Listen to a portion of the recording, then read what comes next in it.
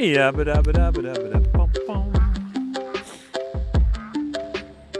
Come on, my little duckies. I am Tom Pickering. Back in the day, I was known as Tom the Bomb. They say it's a chuck it and chance it method, but I'm going to show you there's much more than that. How to cast out, how to feed. I'm going to show you the tattle at the end that I use. But right now, let's get fishing.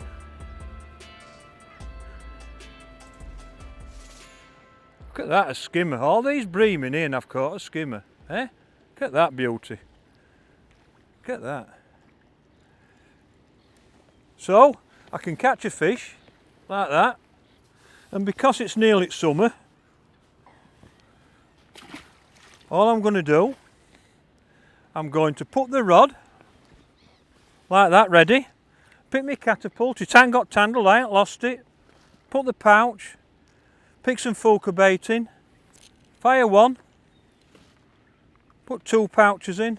I'm going to give it 10 seconds so that the bait goes down, and then I can cast on top of it like that.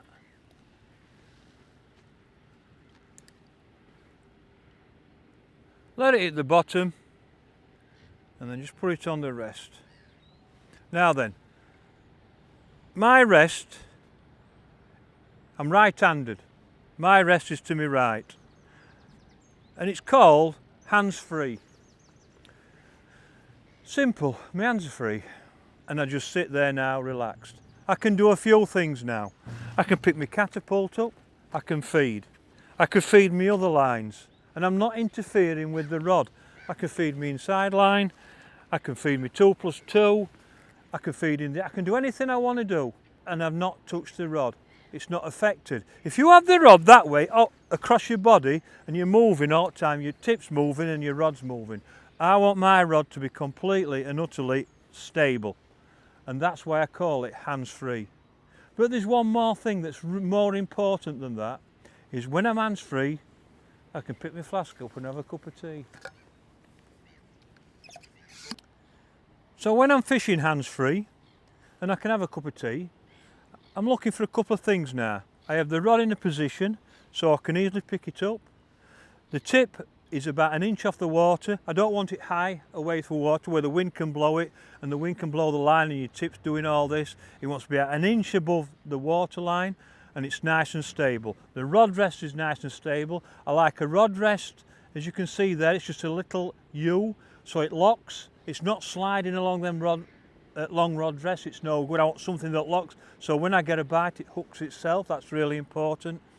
And just be patient. You can have a cup of tea, and when you get a bite, make sure the rod goes round, and when it goes round you can pick up knowing that the fish is on.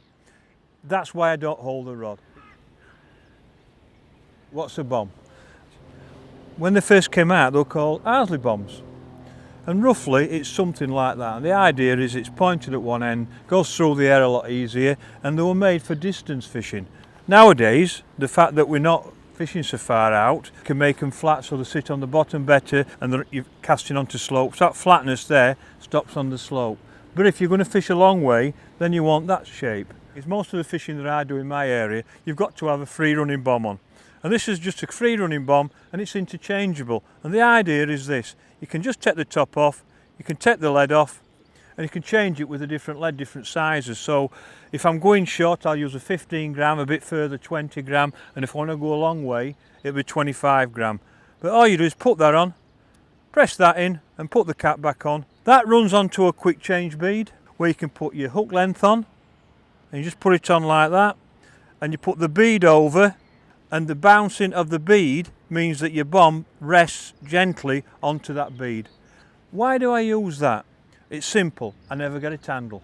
It never tangles. I never ever had a tangle on this kind of rig and this setup. That is a simple and a perfect setup. Most of the time, and I'm talking 90% of my fishing, I'll have a 30 centimetre hook length on. A foot or 30 centimetres. Why is it that length? I don't know. It just works. I've tried different lengths, I've tried them shorter, I've tried them longer, and most of the time a foot or 30 centimetres just seems to be the perfect combination. And then the hook itself, you can either have it with a quick stop so you can put a Neeonz on, or you can just have a normal hook where you can hook a 2-in-1 Foker bait on. And that is my simple setup.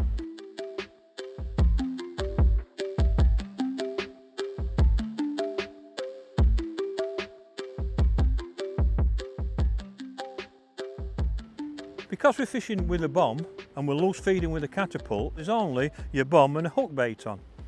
But one of the things I've learnt over the years is the colour of the hook bait is really important. And it might be important on different lakes. Like today I'm at Bank End Fishery. There's 3 different lakes and they might all be on a different colour bait. It's really weird, but sometimes you're catching a white, some are yellow, sometimes a red, sometimes a pink. And it's up to you, the angler, to find out which is the best colour on that particular lake. And it might be different all the time. So all I'm going to do is trial and error. Try the different colours and find out which ones are the best. So what I've done today, I've got my Foker bait, and what I've done, I've mixed the 3 colours. And all I've been doing is picking out the ones to find out which the best colour is for the fish. Once you find the colour, that's the only colour you'll put on, because that'll be the right colour for that particular lake. And I think that's really important. It's one of the key things that I do when I go to commercial, because it makes your job a lot easier. Another skimmer, look. I think these skimmers have took a liking to our yellow neons today. I've quite a few, to be honest. Look at that. Just love them.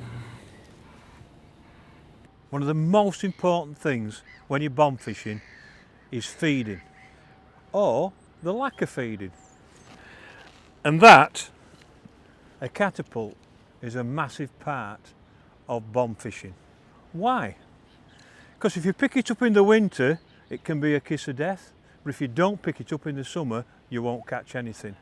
So the catapult is a massive part of bomb fishing. For example, winter fishing. The key to winter fishing is the location of fish. You're usually trying to find where the fish are, because they shoal up. They're not spread about all over the place. So you're actually looking for the fish.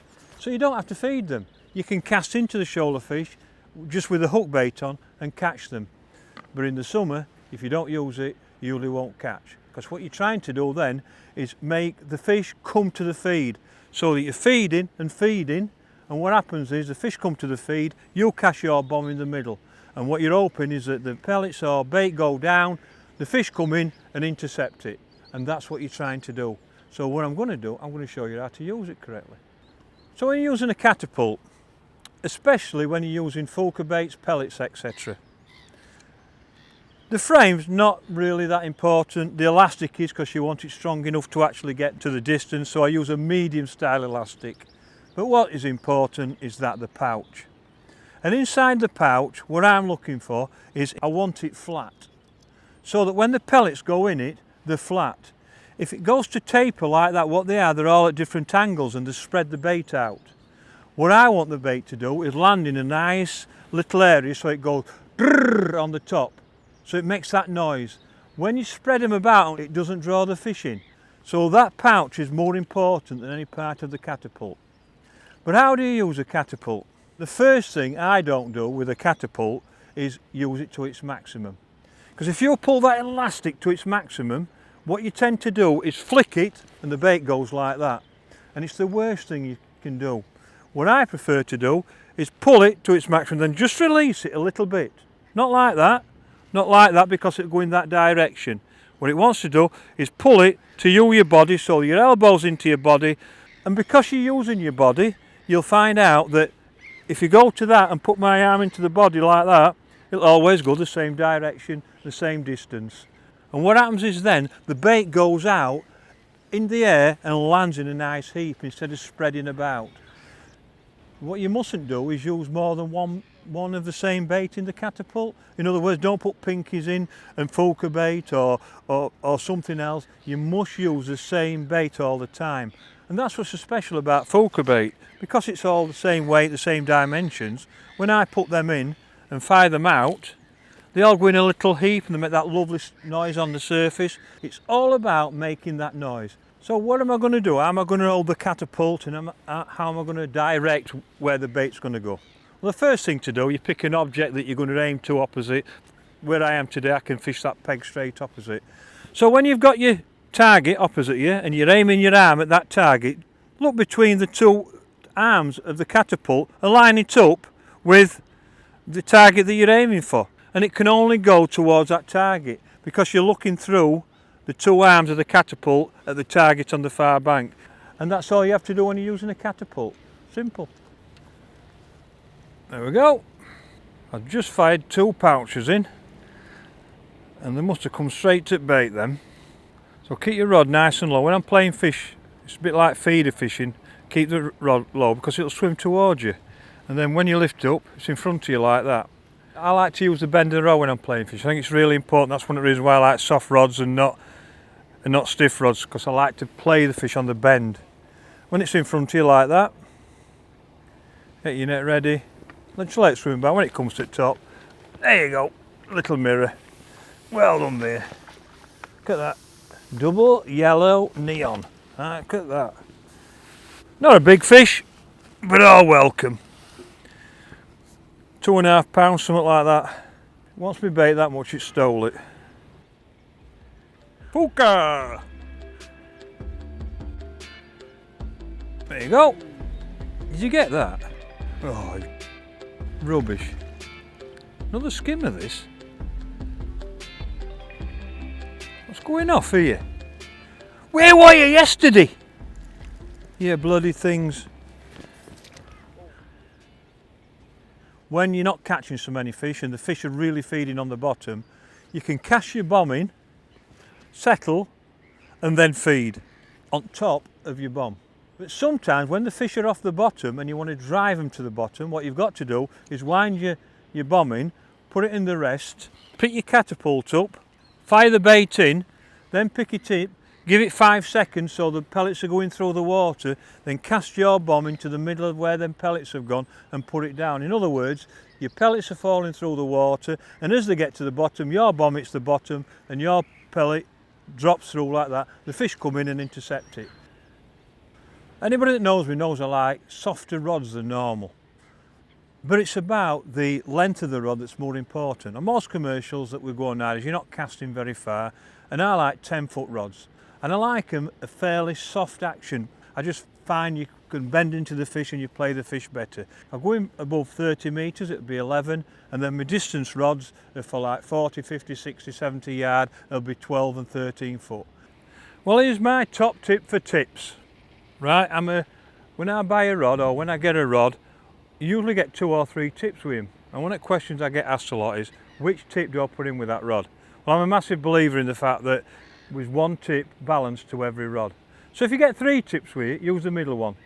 And if you get 2 tips with it, use a stronger one. And that's as simple as that.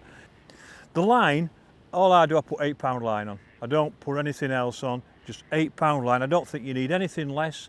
So 8-pound line is perfect. I just get a spool every year and I just fill my spools up so that when I go to my reel, it's just inside the top of the rim and it's just level with that. You don't need anything fine. I see anglers with 3 and 4 pound line. There's no need to. You're fishing for big fish, you're fishing for carp and they're running through reeds and into snag. You don't need it, just 8-pound line. So that's the rods. The reels are a 4,000 size and the only time I go up from that is usually a 5,500 size if I'm casting beyond 50 metres. And that's the rod, the line and the reels. It's pretty simple. There we go. I must admit, I've been feeding all day, 2 pouchfuls and it's absolutely black. Now, can't get in quick enough. I'm putting it on the rail. I can't even get a cup of tea, there's that many there. And it's weird because double yellow Neeonz is without a doubt the best bait today. Without a doubt. There we go. Another 3 pound in the pan. Great day. And remember, bomb fishing, it's a great way of catching fish. It's not a chuck and chance it like a lot of people say. I hope you learn a few things.